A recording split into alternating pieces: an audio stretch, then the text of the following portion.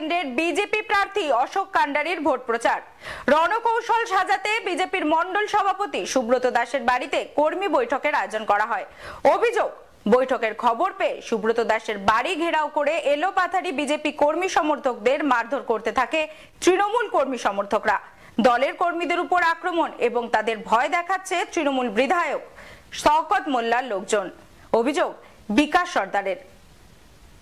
আসন্ন লোকসভা নির্বাচনের প্রচারে কোনো রকম খামতি রাখতে চাইছে না শাসক থেকে বিরোধী।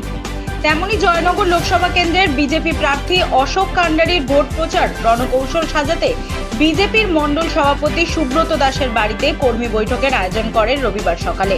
বিজেপির দাবি, সেই বৈঠকে কথা জানতে পারে তৃণমূলের নেতৃত্ব। তারপর তারা সুব্রত দাসের বাড়ি ঘেরাও করে এলোপাথারি বিজেপি কর্মী সমর্থকদের মারধর করতে থাকে। अरे भैया कहाँ हैं आप? अरे ऐप में तो 5 मिनट दिखा रहा है, तो ऐसे कीजिए, कैंसिल कर दीजिए, मैं दूसरी कैब कर लूंगा। क्या बात कर रहे हैं आप? ऐप में तो 500 रुपए दिखा रहा है, आप एक्स्ट्रा क्यों मांग रहे हैं? क्या आप भी रोजाना ट्रेवल करने के लिए कैब बुक करते हैं?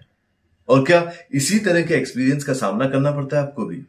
तो आइए, अब इस एक्सपीरियंस को बेटर बनाने का टाइम आ गया है रेडी टू कैब के साथ। रेडी टू कैब से इंडिया का most trusted and fastest growing cab booking platform. Ready to cabs पर आपको कैब बुकिंग सर्विसेज ही नहीं बल्कि यहाँ पर आप local taxi, rickshaw, AC non AC taxi सब बुक कर सकते हैं। और सबसे अच्छी बात तो यह है कि यहाँ पर आप अपना फेयर खुद डिसाइड करते हैं, है ना ये अच्छी बात। अब लंबे इंतजार की जरूरत नहीं है, ना ही एक्स्ट्रा फेयर देने की जरूरत है, और अपने डेस्टिनेशन पर लेट पहुंचने की टेंशन भी खत्म। यहाँ पर सिर्फ बुकिंग ही नहीं, रेडी टू कैब्स के साथ आप एज ए करियर भी अपने आप को ग्रो कर सकते हैं, जहां पर इंडिया के बाकी के सारे प्लेटफॉर्म के कंपैरिजन में आप ज्यादा रेवेन्यू जनरेट कर सकते हैं। तो अब इंतजार कैसा, बनाओ अपने कैब बुकिंग एक्सपीरियंस को बेटर रेडी टू कैब्स के साथ। आप इस ऐप को डाउनलोड कर सकते हैं प्ले स्टोर से या फिर ऐप स्टोर से, या फिर स्क्रीन पर नीचे दिए गए नंबर पर कॉन्टैक्ट कीजिए। मिलते हैं। ঘটনাস্থলে গুরুতর জখম হয়ে জ্ঞান হারায় 7 জন। প্রশাসনের নিষ্ক্রিয় ভূমিকার জন্য এমন ঘটনা ঘটছে দাবি বিজেপির। গুরুতর জখম অবস্থায় তাদেরকে জীবনতলা হাসপাতালে ভর্তি করা হয়। তৃণমূল কংগ্রেসের দাবি, বিজেপির গোষ্ঠীদ্বন্দ্বের ফলে নিজেরাই মারধর করেছে ভোট প্রচারের সময়, এতে তৃণমূলের কোনো যোগ নেই। জয়নগর জেলার সাধারণ সম্পাদক বিকাশ সর্দার বলেন, তৃণমূলের বিধায়ক শওকত মোল্লা গুন্ডা বাহিনী দিয়ে বিজেপির কর্মীদের উপর আক্রমণ করছে এবং তাদেরকে ভয় দেখাচ্ছে। এইসব করে কোনো লাভ নেই, তাদের পায়ের তলার মাটি সরে গিয়েছে। যত বিজেপি কর্মীদের আঘাত আনবে ততই মানুষ বিজেপির কর্মীর পাশে থাকবে। দেখুন, আজকে ভারতীয় জনতা পার্টির একটি কর্মী বৈঠক ছিল ক্যানিং পূর্ব বিধানসভার মঠের দিকে অঞ্চলের বিজেপির মন্ডল সভাপতি সুব্রত দাসের বাড়িতে। আমাদের কার্যকর্তাগণ নির্বাচন কমিশনকে সমস্ত তথ্য জানানোর পর পারমিশন পেয়েছি। সেখানে সকাল 8:30 ঘটিকায় ক্যানিং পূর্ব বিধানসভার বিধায়ক শওকত মোল্লার গুন্ডা বাহিনী হোসেন শেখের নেতৃত্বে 200 থেকে 250 জন দুষ্কৃতী সশস্ত্র আর্মস সহ টোটাল সুব্রত দাসের বাড়িটা ঘিরে নিয়ে অকথ্যভাবে মারধর করে। কোনো কার্যকর্তা সেখানে ভয়ের মধ্যে পৌঁছতে পারেনি, ভয়ঙ্কর পরিস্থিতি সৃষ্টি করেছে।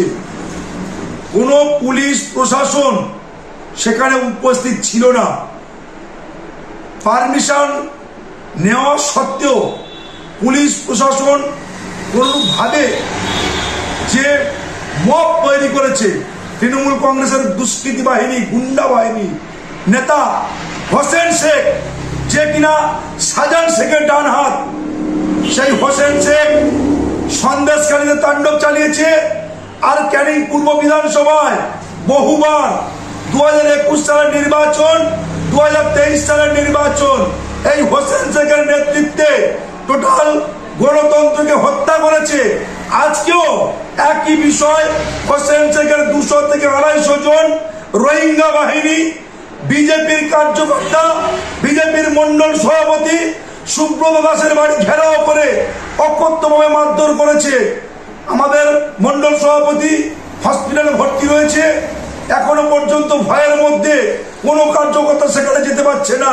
টোটাল জীবনতলা এলাকাটা, কালিকাতলা, মঠের দিকে টোটাল এরিয়াটা তৃণমূল কংগ্রেসের দুষ্কৃতী বাহিনী তারা ঘিরে রেখেছে।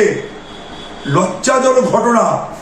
আমরা এই মুহূর্তে দাবি জানাই নির্বাচন কমিশনের কাছে, যতক্ষণ না পর্যন্ত এই শওকত মোল্লা, এই হোসেন শেখ তার বাহিনী গ্রেফতার হচ্ছে, ততক্ষণ না পর্যন্ত 2024 সালের নির্বাচনে গণতান্ত্রিকভাবে, গণতান্ত্রিক প্রক্রিয়ায় নির্বাচন করা অসম্ভব।